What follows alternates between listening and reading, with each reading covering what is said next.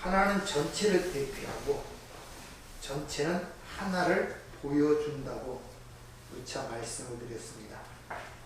그래도 인류를 이게 맥을 찾아 올라가는 한 사람의 조상, 아담 한 사람이죠.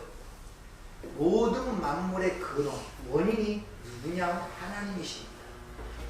뿌리에 거기서부터 모든 것이 발생되고 나온다는 것입니다. 따라서 우리는 복잡하게 이 보이는 것들을 여기서부터 풀어가려고 하면 힘들어요. 엄청나게 많은 것들이 얽혀져 있단 말이에요. 인간은 절대 밑에서부터 위로 풀어 올라가지 못합니다. 그래서 근원으로 가야 돼. 그래서 하나님께서 우리를 근원으로 끌어올리시고 창세 전부터의 약속이라는 걸 통하여 어떻게 그걸 이뤄내는가를 하나하나 펼쳐 보이는 것입니다. 자, 우리가 한 몸이라고 하죠. 몸이 하나인데 다 달라요. 모양새가. 기능도 다르고 눈과 귀, 입, 손과 발, 오장, 육부가 기능이 다 달라요. 그러나 한 몸입니다. 그 한 몸을 이해하지 못하면 각자 따로따로 놀게 돼요. 그걸 세상에서는 장애라고 하고 또 여러 가지 병이라고 얘기를 하죠. 원래 우리 하나님의 형상대로 창조받은 인간이 그런 형태였다는 것이에요. 하나님과 연합된 상태였어요. 쉽게 말하면 한 몸이었단 말이에요. 우리가 다르지만 머리라는 기준을 통하여 통제를 받아요. 따로따로 머리가 있어서 따로따로 놀지 않는단 말입니다. 이게 원래 하나님이 인간을 창조하신 모습이에요. 연합이 되어 하나님을 머리로 하여 우리는 그 지체로 살아가는 존재로 창조됐단 말입니다. 근데 이 개별적으로 독립을 선언해버린 것. 팔이 떨어나와서 나 혼자 살아보겠다는 것입니다. 한 몸이 분리가 되어버리죠. 당연히 거기에서는 여러 가지 질병이 생길 수밖에 없습니다. 불협화음이 나게 되죠. 그러니까 몸이 건강치를 못하잖아요. 몸이 건강치 못하다는 것은 원래 한 몸이 추구하던 그 길로 나가지 못하고 병이 들었다는 것이거든요. 근데 하나님이 자신과 연합된 인간을 만들 때 창조의 목적과 의도를 성경에서 분명히 밝힙니다. 하나님의 영광을 위하여 그를 찬송하기 위하여 만들었다. 아주 분명하게 밝히고 있단 말이에요. 그러니까 그 목적이 사라져요. 그것을 성경은 죄라고 하고 있습니다. 여러분들은 꾸준히 들어오셨으니까 이제 조금 더 수준이 높게 좀 들으시기 바랍니다. 세상에서 생각하는 죄 문제 뭐 그런 게 아니라 오전에 말씀드렸죠. 창세 전에 모든 것이 완료가 되고 해결됐습니다. 창세 전에 그리스도 예수 안에서 그 피로 속량 죄 사함을 받았다 그래요. 그러니까 인간이 만들어지고 세상이 만들어지고 여기서 어떤 인간이 태어나기 전에 죄라는 문제가 거기서 제기가 되고 그것이 예수의 피로 사함을 받았다고 얘기를 하고 있단 말입니다. 그러니까 우리가 이 땅에 생각하는 그 죄, 그 범죄 이런 차원의 것이 아님을 여러분이 아셔야 돼요. 그래서 단순히 우리가 예수가 나의 죄를 위하여 대신 죽었다는 것을 세상적 관점으로 인간이 살아가면서 윤리도 잘못도 하고 도덕질도 하고 남 속이기도 하고 그런 수준 몇 가지 그런 범죄 때문에 하나님의 아들이 죽었다는 그런 말을 얘기하는 그런 조잡하고 유치한 생각들에 떠나야 된단 말입니다. 근데 대부분이 그렇게 생각하고 있어요. 내 죄사함 해줬다는 것은 과거에 살아오면서 이런 죄 저런 죄 뭐 윤리 도덕질 나쁜 거 뭐 그런 것들 하나님이 나를 위해 용서해도 자기 아들 십자가에 못 박았다는 그런 수준으로 생각하고 있단 말입니다. 그게 아니라 성경이 말하는 죄는 이 세상이 생각하는 것처럼 윤리 도덕적 문제나 인간들의 합의에 만들어놓은 사회법이나 그런 걸 어기는 걸 죄라고 하지 아니하고 하나님과 연합된 가운데 창조의 목적과 의도대로 나가지 못하는 상태, 이걸 죄라고 하는 거예요. 그러니까 하나님을 떠나서 하나님과 생각 없이 생각하고 사고하고 행동하는 모든 것들은 다 죄입니다. 그러니까 이 세상에 지금 먹고 살고 숨쉬는 자체가 전부 다 죄덩어리란 말입니다. 성경적으로 말하면 그게 죄란 말입니다. 왜? 하나님의 목적, 창조된 목적대로 살지 못하잖아요. 그에게 생명을 준 이유가 뭡니까? 하나님의 영광을 보고 하나님의 찬송하게 만들어놨는데 그런 걸 아무 상관없이 자기만을 위해 살잖아요. 그러니까 먹고 마시는 자체가 죄란 말입니다. 꼭 뭐 살인하고 도둑질해서 죄가 아니라 성경은 그렇게 얘기하고 있어요. 근데 인간들이 생각하는 죄는 인간이 있어 행동이 나타나 인간이 존재해야 그런 죄를 지을 거 아닙니까? 근데 창세전에 이미 그 죄가 예수에 피하여 구속, 죄사함을 받았다 그러잖아요. 그러니까 죄라는 것은 목조와 목표를 벗어나는 걸 얘기하는데 죄의 사함을 받는 원 목표대로 돌아온다는 거예요. 창조의 의도대로 하나님이 만들어내신단 말입니다. 당신의 백성들을. 이걸 창세는 언약이라 그러는 거예요. 그러니까 죄의 사함을 받았다는 것은 내 백성들은 반드시 내가 원하는 대로 만들어내고 이끌어내겠다는 것이 죄의 사함을 받았다 이런 말이란 말입니다. 네. 그 예수님이 그 십자가의 죽으심을 통해 죄사함 받다는 역사 속에 그건 하나의 그림으로 선명하게 보여진 것이란 말입니다. 근데 거기 자꾸 피 하니까 피가 의미하는 게 뭡니까? 레위기 17장에 피는 생명에 있단 말이에요. 그러니까 내 생명으로 너를 생명으로 살려내겠다는 것이 죄의 사함을 받았다. 그래서 내가 원하는 하나님 나라의 완성을 위해 내 백성을 내가 반드시 만들어내겠다 하는 것이 창세는 언약이란 말입니다. 근데 그 묵시소는 금이 이미 완료된 이야기란 말입니다. 그러니까 이 땅에서 행하는 모든 것들은 그 약속을 이루기 위해서 하나님이 실행해 가고 완성해 가기 위한 그런 과정이 아니라 이미 완성된 것을 당신의 백성들에게 가르치는 학교, 훈련장이란 말입니다. 그리고 공부를 하셔야 되는 거예요. 배워야 된단 말이에요. 학교 가면 배워야죠. 학교 가서 배우는 지식을 뒤로 뺏겨놓고 거기서 무엇을 먹을까, 무엇을 마실까, 어떤 영화관에 갈까, 어떻게 하면 내 몸 편할까. 그 학교에서 배우는 걸 등하냐고 그것만 생각하면 그게 학교 간 겁니까? 우리의 삶이 그렇단 말이에요. 우리 삶이 모든 환경과 여건과 조건을 통해 하나님의 그런 것들을 가르치는 가운데 배우려고 하지 않고 단지 이 썩어진 육신의 안위를 위해서 육신의 정욕과 안목의 정욕과 이생의 자랑만을 위해 모든 시간과 생각들을 투자하고 거기만 관점을 갖고 있으니 어찌 하나님이 주시는 것에서 그 은혜를 발견할 수 있고 섭리를 발견할 수 있냔 말이에요. 그러다 보니까 세상 것들은 자꾸 후퇴하고 썩어져 가잖아요. 이 육신의 생명도 자꾸 썩어져 가고 그 원하고 의지하는 것들은 자꾸 살아나니까 절망하고 낭만만 자꾸 생기는 거란 말입니다. 왜 하나님이 이걸 안 도와주시지? 왜 그걸 사라지는 건데 그걸 왜 도와줘요? 그걸 벗어낼 것, 던져버릴 것인데. 그러니까 갈수록 그 벗어나는 기쁨, 벗어나는 자유와 벗어나는 환희와 그걸 갖고 이 하나님을 향하여 보지 못하고 세상과 똑같은 관점으로 불안하고 답답한 거예요.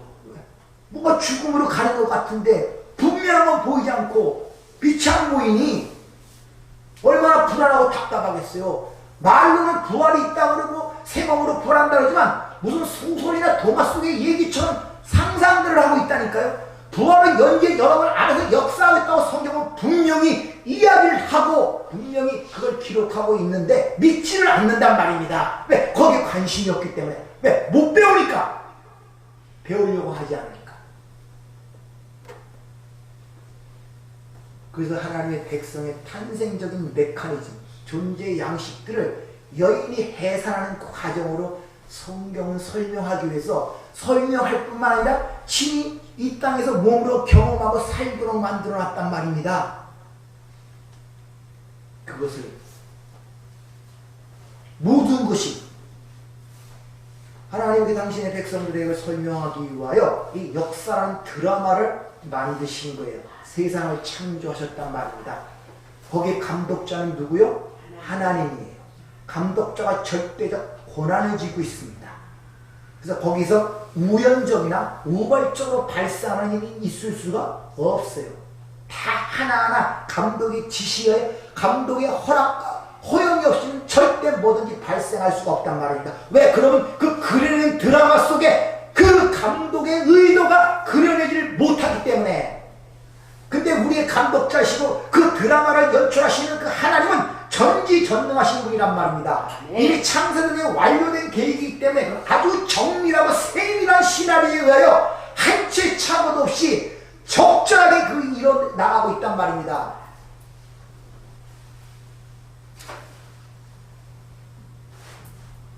그래서 보내심을 받은 자들은 그 현실, 현장, 자기 현실, 현장 속에서 눈이 열려야 돼. 눈. 여러분이 지금 보내심을 받은 것이 여러분의 현재 삶 그 속이란 말입니다. 여러분 생각하면 내가 있을 곳이 아니야. 나는 저 왕비 자리에 있어야 돼. 저 60평 아파트에 있어야 돼. 그전에 잘 살았는데 지금 못 사는 거, 그리고 글로 올라가야 돼. 그런 게 아니라니까요. 감동은 하나님이시라니까요. 하나님이 적절한 때 거기에 올려놨다가 내려놓으면 내려와야 돼요. 그럼 거기서 주어진 배역과 역할을 보고 거기서 감당을 해야 된단 말입니다. 근데 그 배우가 그 역할은 귀하냐고 자기 애드립을 내는 거예요. 개성적인 특성과 자기의 욕심을 내는 거예요. 그건 뭡니까? NG. 인생의 NG가 난다니까요. 그러니까 맨날 컷! 하나님이 그러는 거예요. 삶 속에서 컷! 그거 아니야! 컷! 아니야! 왜? 자꾸 NG를 내니까. 본인이 그걸 모르니까 본인도 답답하고 하나님 보시기도 얼마나 답답합니까? 야, 그거 NG란 거야. 그거 아니야. 계속 반복되는 생활을 계속하고 있단 말입니다. 그래서 이 영화를 찍을 때 사람을 주인공으로 하는 것보다 동물을 주인공으로 하는 영화들 있죠? 그게 훨씬 필름이 많이 들어갑니다. 못 알아먹으니까 짐승들은. 한번 시켜먹으려면 한 병을 그들어내려면 엄청난 많은 것을 찍어야 돼요. 주인이라서 시켜야 되고. 왜? 짐승이니까 못 알아먹잖아요. 우리의 실상이 그렇지 않은가를 봐야 돼요.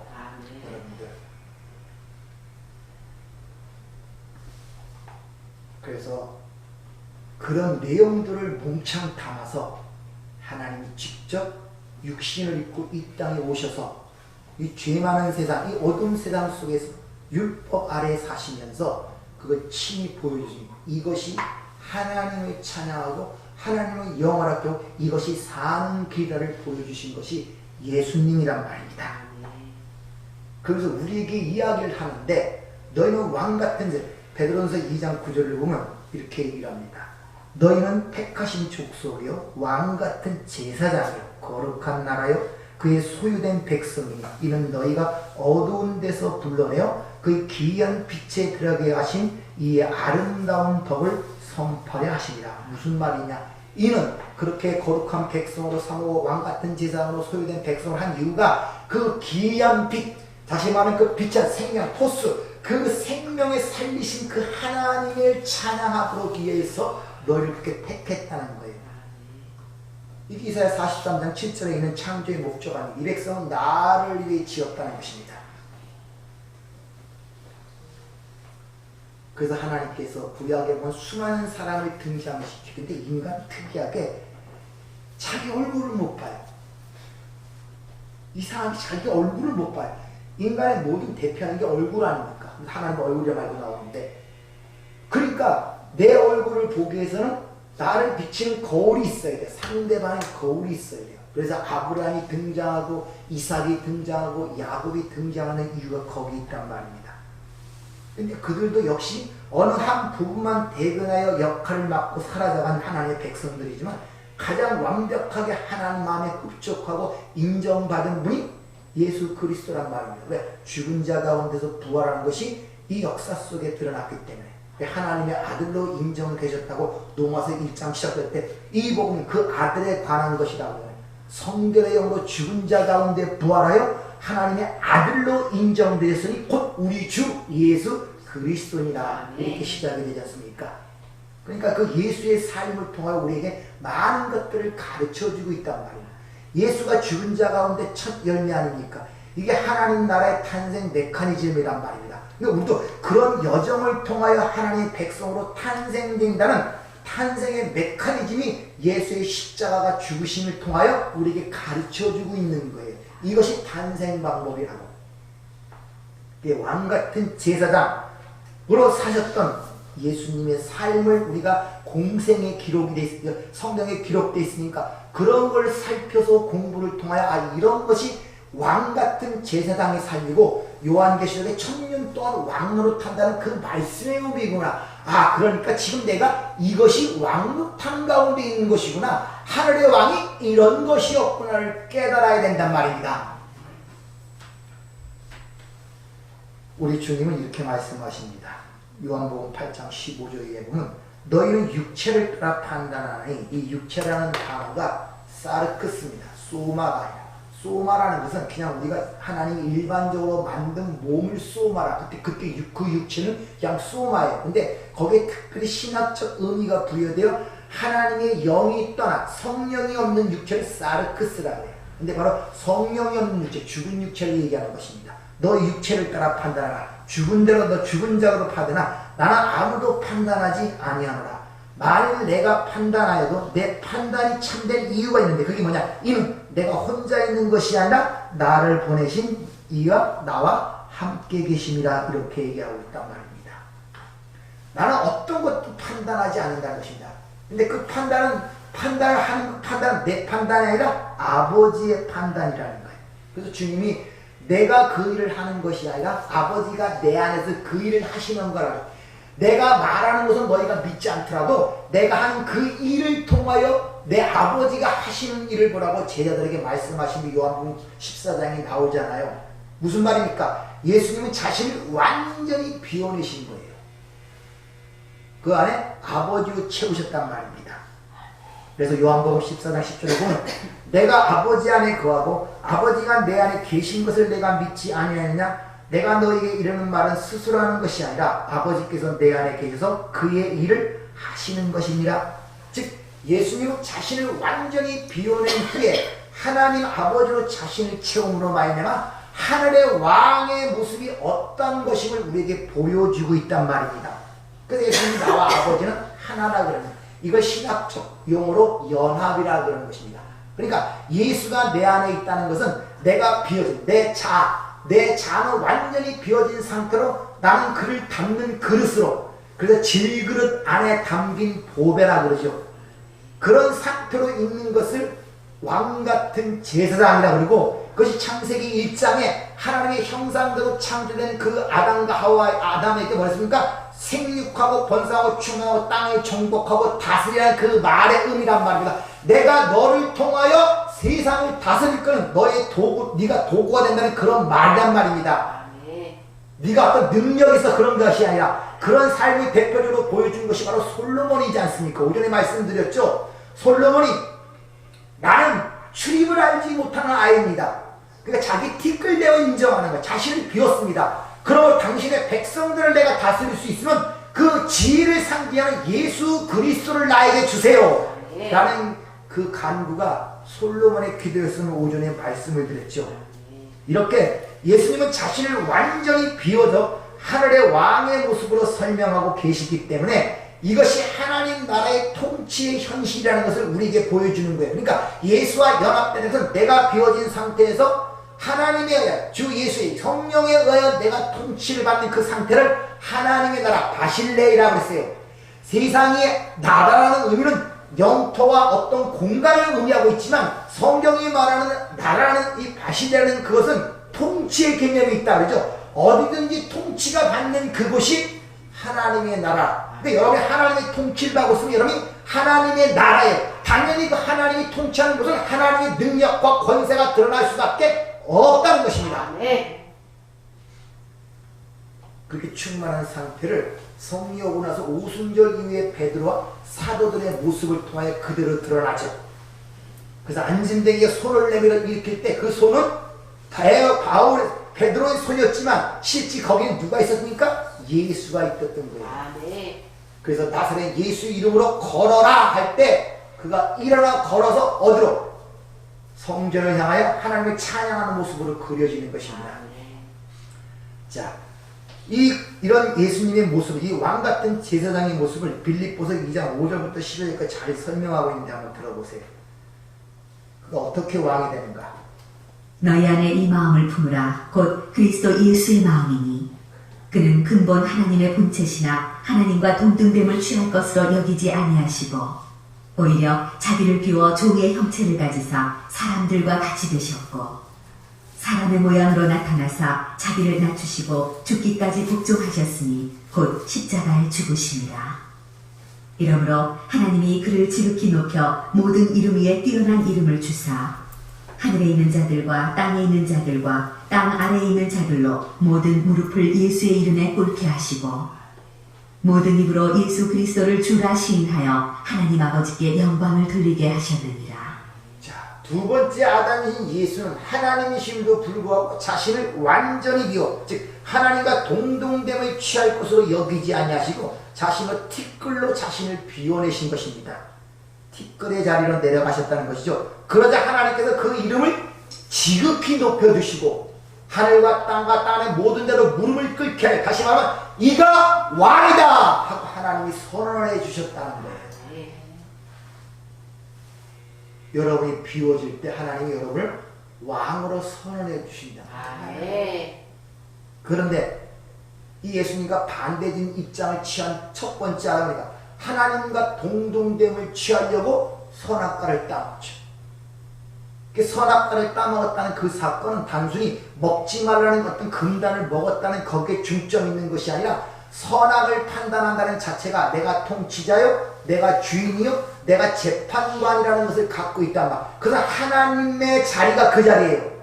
그러니까 내가 선악과를 먹었다는 것은 내가 그 자리에 올라가겠다, 하나님과 동등됨을 취한다는 그런 의미가 있단 말입니다. 그러니까 첫째 아담과 마지막 아담이 차이가 거기서 납니다. 그 첫째 아담이 그것 때문에 망한 거 아닙니까? 그것을 죄 또는 죽었다 이렇게 표현하고 있단 말입니다.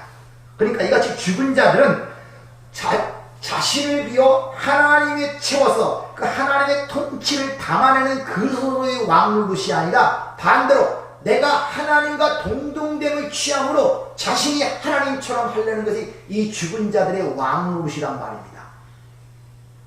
세상의 왕들은 다 그런 왕들이란 말이에요.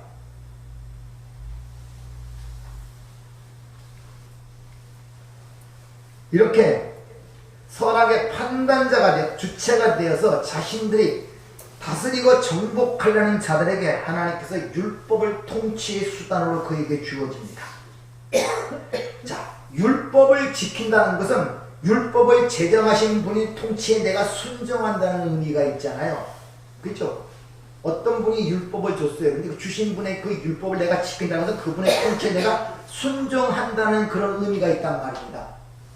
그렇잖아요. 그런데 선악과를 따먹은 그 자체가 있습니까? 내가 통치자요, 내가 재판관이요, 내가 경영자라는 그런 의미가 있지 않습니까? 그러니까 그 선악과를 따먹고 율법을 지킨다는 자체가 말이 안 되잖아요. 율법을 지키는 것은 그분의 통치에 내가 순종한다는 것인데 선악과를 따먹은 자체가 뭡니까?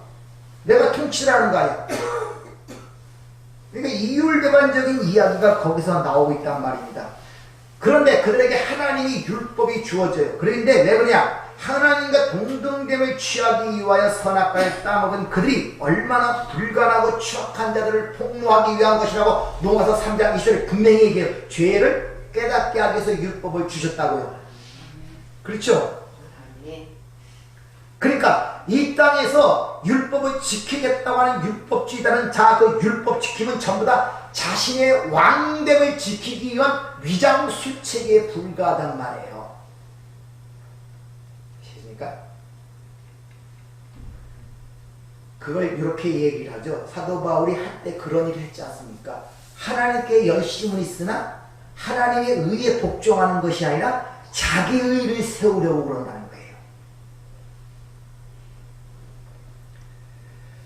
그러니까 자신의 인생의 주인 되기 위하여 율법의 통치에 순복하는 것처럼 연극을 한다는 것입니다. 이걸 뭐라 하고 외식하는 자들아, 이 일을 잘한 것이 바리새인들 아닙니까? 외식, 휘포크라테이, 테스, 연기를 한단 말입니다. 이 세상에서 연기 잘하는 사람들이 인기 있잖아요. 돈도 많이 벌고 신기하죠? 왜 자신의 삶에 충실한 사람들은 돈을 못 벌고 그 사람들을 칭찬하지 않고 왜 자기 것이 아닌 남의 것을 그렇게 잘하는 사람들 돈을 많이 벌고 인기가 있습니까? 그리고 또 그런 일을 잘하는 사람들의 직업을 추종하잖아요. 젊은 사람들의 직업 간에 바라는 것을 보면 전부 다 대부분 엄청난 연예인들이 뭡니까? 외식하는 자들이에요. 내 인생이 아니라 남의 인생을 잘 연기를 하면 돈도 많이 벌고 인기도 많이 벌어요. 그게 왜 유명한 직종이 됩니까? 인간의 타락상을 그대로 보여주고 있단 말입니다. 근데 그런 위장술책도 예리한 검 같은 하나님의 말씀 앞에는 벌거벗겨져 폭로된다는 것을 우리가 깨달아야 한다는 것이죠. 자, 먼지에 불과하고 피조물에 불과한 인간들이 선악과를 따먹고 내가 통치자여 재판관이여 경영자가 되어 한다는 하나님처럼 살겠다는 것은 내 마음대로 살겠다는 것입니다. 안 그렇습니까? 이게 이 역사와 또 자기 육신 속에 갇힌 인간들의 실체란 말입니다. 제멋대로 사는 걸 사람들이 자유라고 그러고 있어요. 자유가 얼마나 큰 책임을 갖고 있는지 아십니까? 자유는 다 원하는데 그 자유의 책임은 안 지려고 그래요.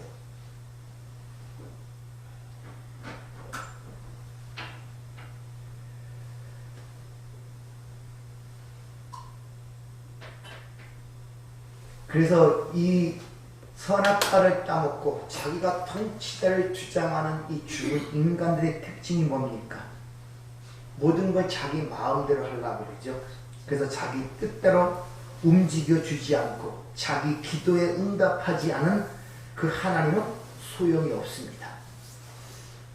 그리고 언제든지 자신의 유익과 이익을 위해서 이 자연 만물을 파괴하고 훼손하는 데는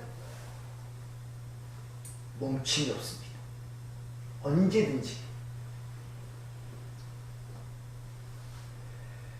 그래서 그들의 그 집요한 자기 행복, 자기 만족, 자기 보게 된 것을 드러내기 위하여 이상하게 지키지도 못한 율법을 주시고, 분명히 성경은 그 율법은 죄를 깨닫기 위해서 줬다고 얘기하면서 구약에 보면 율법 주시면 지키면 복을 준다 그래요. 지키면 복을 준다 그러잖아요. 안 지키면 내가 벌을 받을 것이다. 신명기 28장이 그 유명한 말씀 아닙니까? 근데 지키면 진짜 복을 줍니다.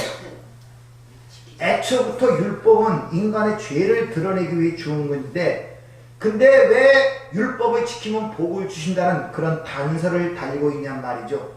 그것은 바로 인간들이 얼마나 집요하냐 하면 지키지 못할 법을 주고도 그걸 지키면 복을 준다 그러면 그 복에 대한 집착 때문에 목을 메고 율법을 지킨다는 것입니다. 뭐 때문에 지킨다고요? 복 때문에. 인간은 모든 이 땅의 종교들은 전부 다 그 종교적 열심과 종교 행위는 다 뭐하기 위해서? 복받기 위해서. 그거 집요함이 이루 말할 수가 없어요. 여러분 다큐멘터리 같은 거 보면은 저 네팔 같은데 오체 투기라 그러나 5발자국 걷고 한 번 전하고 그걸 1년 동안 해갖고 그 성지까지 걸어가는 사람이 있어요. 그럼 그 식구들은 니아가에다 깃발을 꽂고 먹을 음식과 그걸 갖고 쫓아갑니다. 근데 맨날 이렇게 땅이고 산이고 뭐 바다고 얼음이고 그거 1년 동안 계속 그렇게 5발짝 걷고 가고 손가발이 돼가지고 옷이 다 해지니까 가죽으로 했다 내중에 가죽도 안 되니까 타이어 같은 거 조각 같은 거 잘라갖고 그걸 붙여갖고 하고 내중에 1년 하고 나니까 이게 맞방에 이만한 혹이 2개 생겼어요. 얼마나 그걸 했는지. 나 그거 보고 참 얼마나 무섭더라고요. 진경이. 왜 그렇게 하냐고 물었더니 복을 받기 위해서. 위대한 문명으로 만들어놓은 모든 건축물들이 다 종교적 건물들이에요. 왜 만들어놨습니까? 복 받기 위해서. 복을 받는다면은 물부를 할까요? 오죽하면 공짜라면 뭐도 마신다? 양잿물도 마시고. 인간의 복에 대한 집착, 이게 자기 아지거든요. 거기에 그 말을 그걸 드러내기 위해서 지키지도 못할 율법, 죄를 들에게 율법을 주시면서 이걸 지키면 내가 복을 준다 이렇게 했더니 이 사지를 잘라가면서 율법을 지키고 눈을 파가면서 율법을 지키고 혀를 잘라가면서 율법을 지킨다는 것입니다. 왜? 복을 받기 위해서.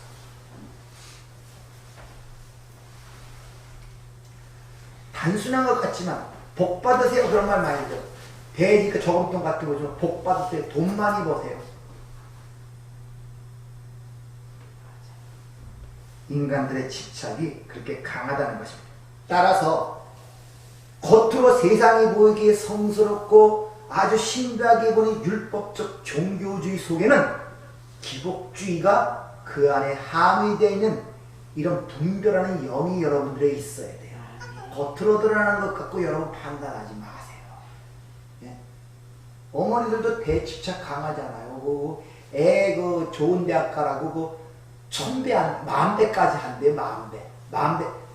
와, 그 관절 괜찮은지 모르겠어요. 건강한 사람도 나는 안 해봤지만 한 100번 하면 나가 떨어질 것 같아요. 근데 1000번, 10,000번 한대요. 왜? 자기 자식 고기 들어가고 있어. 그 자기 자식이 또 다른 나라고 오전에 말씀드렸죠. 복받기 위해서. 그래서 지법을 지면서 지키면 복을 줄게. 그런 단서를 거기다 붙이고 그걸 통하여 인간이 자기 만족과 행복에 자기 복에 대한 집착이 얼마나 강하고 집요한가를 드러내기 위해 폭로하기 위해서 그런 단서가 뒤에 붙은 것입니다. 율법이라는 것은 절대 예수의 피가 뿌려지지 않고는 산자일 수 없다는 것을 폭로하기 위해 줬는데 인간들은 그 율법 자체로 자신들이 복을 받으려고 엄청난 수고와 노력을 거기에 휩싸이는 것입니다. 고린도후서 3장 주는 분명히 율법 조문은 죽이는 것이라고 분명히 그렇게 이 얘기를 하는데 일단은 창세기 3장에 나오는 창세기 2장에 나오는 뭡니까? 선악과 자체가 율법 아닙니까? 근데 그것이 아담과 하와를 복을 주게 만듭니까? 죄인으로 풍노시키잖아요. 이스라엘 백성들을 애굽에 출애굽시켜 신에서 율법을 줬더니 그걸로 복 받았습니까? 광야에서 다 죽었어요.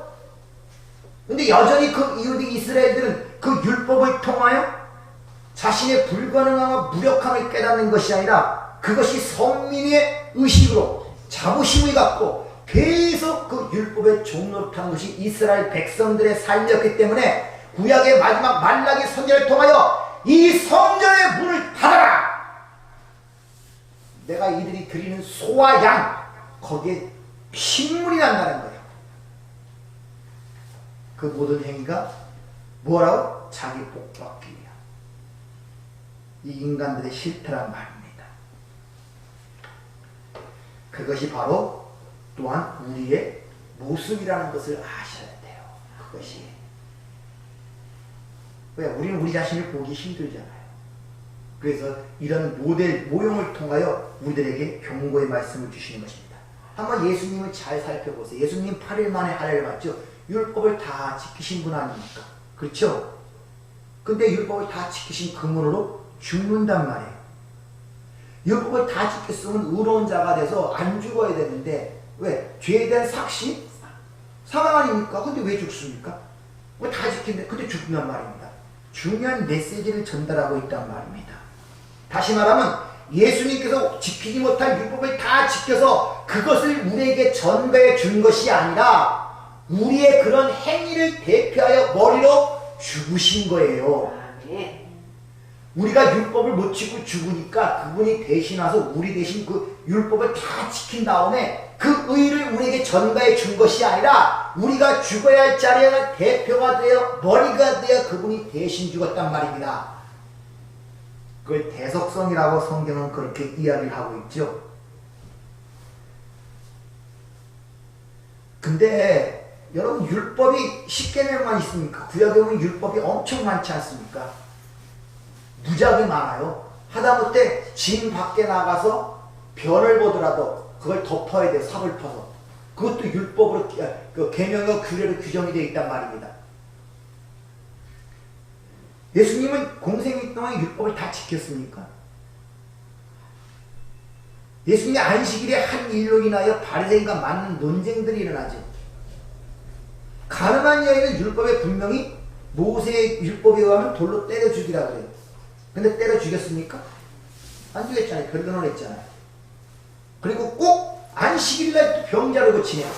일하지 말라 그랬는데 그런 문제 때문에 바리새인과 엄청 다툼이 생기죠. 막. 근데 그분이 율법을 그렇게 완전히 지키지 못했는데 율법을 다 지킨 의를 우리가 어떻게 전가할 수가 있냐는 것이죠. 따라서 예수님이 율법의 지킴이라는 것은 바로 우리의 죄, 율법주의와 인본주의를 자신의 몸에 전가를 시키는 거예요.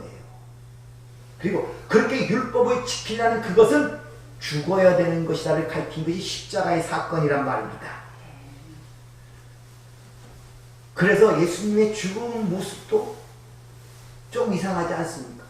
예수님은 땀을 흘리면서 할 수만 있으면 이 잔을 내게서 옮겨주시옵소서 불안과 불안에 떨면서 땀이 핏방울대로 기도하는 모습이 드러납니다.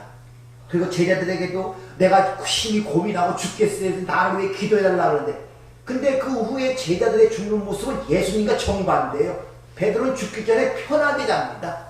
그리고 옥에서 나를 건져주시오 피가 따르도록 기도합니까? 기도도 안 해요. 전혀 달라요. 이상하게. 오히려 스데반스를 순교하는데 하늘의 문이 열리고 성령이 충만했다고 그래요. 예수님이 죽으시니 제자들의 죽음과는 또 정반대란 말입니다. 근데 예수님이 율법을 다 지켰다면은 어째 그런 모습으로 갖고 죽을 수가 있겠냐는 것이죠.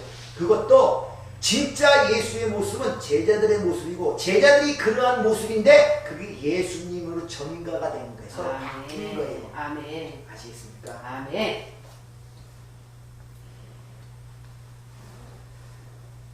이 땅에서 육신을 입으시고 율법 아래 오신 그 자체가 이미 하나님에 의하여 버려짐이었고 심판의 의미를 갖고 있는 것입니다. 묵시의 세계에서 한 개인 육신의 땅, 이 땅으로 신이 온다는 자체가 신의 죽음을 얘기하는 거예요. 십자가는 단순히 역사 속에 육신이 죽는 그 사건뿐 아니라 이미 육신을 입고 땅에 오실 때부터 그게 죽으심이란 말입니다. 하나님에 의하여 버려짐을 당한 거예요. 근데 그것은 영원한 버려짐이 아니라 회복을 위한 버려짐이에요. 주님이 그걸 하셨기 때문에 오전에 말씀드린 것처럼 아버지가 나를 사랑하시므로 나를 그곳에 뒀다는 것입니다. 왜? 거기서 새로운 생명을 취할 수 있도록.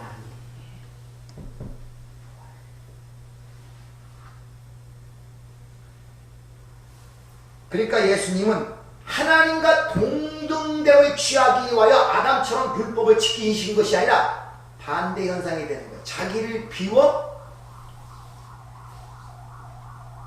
하나님 앞에 죄인됨을 고백하기 위하여 첫째 아담과 정반대의 그걸 되고 있단 말입니다.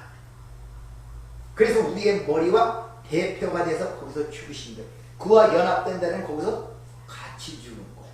그래서 예수가 나의 죄 때문에 죽었어. 그와 구원 못 받아요. 내가 거기서 죽었고 같이 부활의 땅까지 가야 된단 말입니다. 근데 내가 거기서 죽었다는 것이 인지가 안 돼요. 인지가 안 되는 게 당연히 그 다음에 뭐가 안 일어납니까? 부활의 능력이 드러나지 않는단 말입니다. 예수가 나의 죄를 위해 대신 죽었다고 그까지만 안단 말입니다. 그건 아무 소용없다니까요. 내가 함께 죽었음을 알아야 그 다음에 부활의 영광이 우리 삶 속에 드러난다는 것입니다. 아멘. 그리고 예수님께서 그렇게 죽으심을 통하여 우리가 율법을 지키다가 죽는 그것이 어떠함을 친히 몸으로 체유를 하신 거예요. 몸으로. 우리가 똑같은 몸을 입고 체열하지 않고 생각과 관념만으로 한 것이 아니란 말입니다. 예수님의 십자가는 우리가 똑같은 몸으로 우리가 똑같은 고통과 그 고민 속에서 죽으셨단 말이에요. 그래서 우리를 친히 도우실 수가 있는 거예요. 아멘. 동병상련이라고 그러나 같은 병을 알아본 사람은 서로 마음이 통합니다. 근데 같은 병이 안 하는 사람은 말로는 이루어지지만 마음이 통하지 않습니다. 그래서 하나님께서 그 아들이 친히 체불하신 사건이 또한 십자가의 사건이라는 것입니다. 그래서 앞에서 우리가 마태복음 1장 예수 그리스도의 족보가 나올 때 듣고 다윗의 혈통 그 육신의 왕은 죽어야 돼요. 그래서 그 다음부터는 다윗이 아니라 우리아의 안에서 나온 솔로몬으로부터 시작이 되는 것입니다. 다윗왕은 평생 동안 한 번도 패하지 않았고 하나님 마음에 합한 자라는 말까지 들은 자입니다. 그럼에도 불구하고 그 마음에 그렇게 간절히 소원했던 성전을 왜 건축하지 못했습니까? 성전 건축이 안 떨어지잖아요, 허락이. 왜? 성전 건축은 인간의 그런 재능과 능력으로 되는 것이 아니고 솔로몬 때부터 내가 출입을 알지 못한 아니요 자기가 비워지는 자에 의하여 성전이 건축되기 때문에 그래요. 그래서 스가랴 4장 6절 이런 힘으로 되지 않고 능으로 되지 않고 오직 성령으로 된다고 이렇게 말씀하신 이유가 거기 있단 말입니다. 네.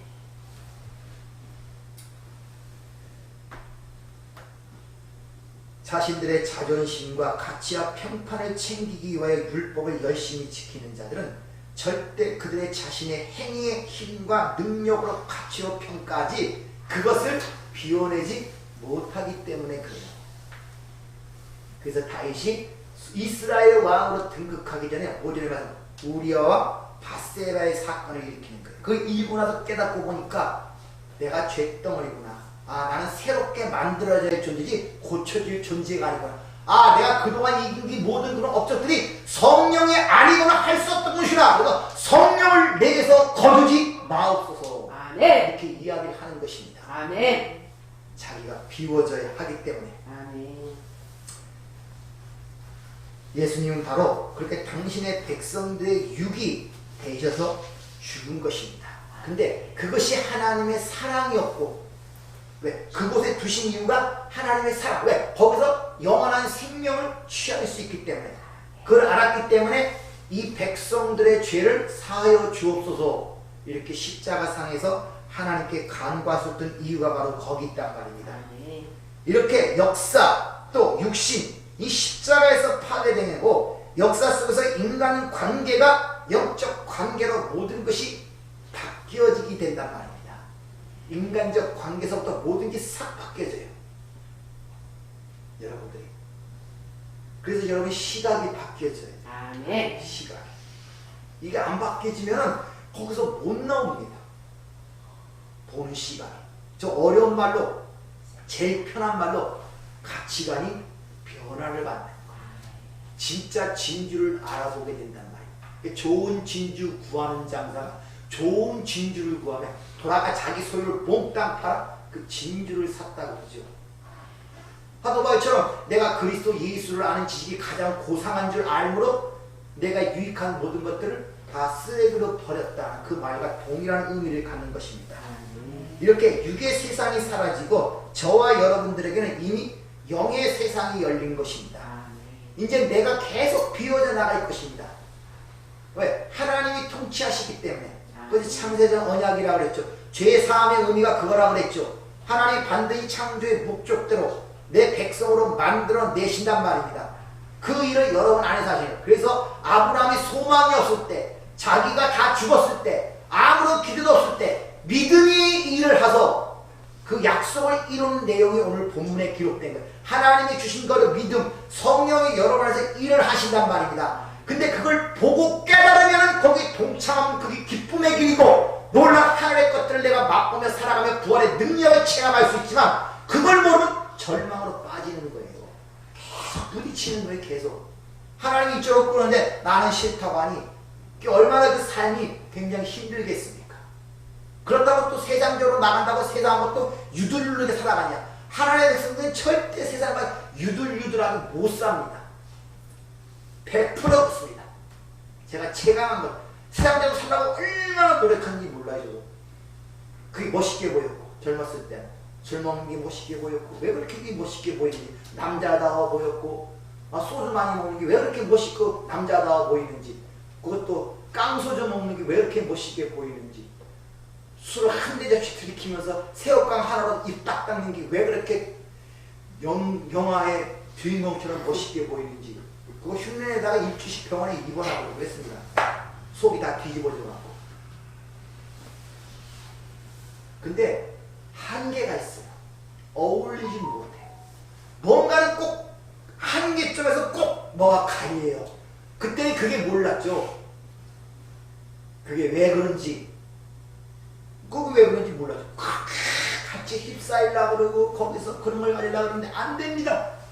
내지 알고 보니까 하나님의 백성들은 세상적으로 타락하는 것도 한계가 있어요. 더 이상은 못 나갑니다. 그래서 사도 바울이 갈라디아 교회에 편지를 쓰면서 마지막에 이렇게 마무리를 짓죠. 갈라디아 6장 14절 그러나 내게는 우리 주 예수 그리스도의 십자가 외에 결코 자랑할 것이 없으니 그리스도로 말미암아 세상이 나에 대하여 죽고 십자가에서 내가 또 세상에 대하여 죽었다고 그렇게 고백하는 이유가 거기 있는 것입니다. 아멘. 여러분은 왕같은 제사장이십니다. 아멘. 그리고 그 왕같은 제사장으로서 여러분이 이 땅에 살면 세상이 생각하는 패권의 왕, 남을 다스리고 정복하고 서비스를 받는 그런 왕이 아니라 내가 비워진 가운데 하나님이 나의 성전 삼아 나를 통하여 자신의 뜻을 드러내는 것을 왕같은 제사라는 사실을 잘 기억하시고 하나님이 여러분을 통해서 그 뜻을 드러내고 올 때 여러분 잠깐 자신을 비워내세요. 아멘. 거기에 거역하지 마시고 아멘. 그럼 하나님의 은혜를 맛보게 될 줄 믿습니다. 아멘. 은혜롭고 자비로우신 아버지 하나님, 이 죽어야 사는 이 역사를 어떻게 이해를 하겠습니까? 성령만이 이것을 깨닫게 하실 수 있고 삶의 자유를 가져올 수가 있습니다. 아멘. 오늘도 일러 주셨사오니 그저 한 귀로 듣고 한 귀로 흘러나가는 것이 아니라 우리 마음에 잘 박힌 목과 같이 그 못을 통하여 많은 것들이 하나님의 은혜가 거려지는 놀라운 역사가 있도록 축복하여 주시옵소서. 아멘. 예수님 이름으로 기도하옵나이다. 아멘.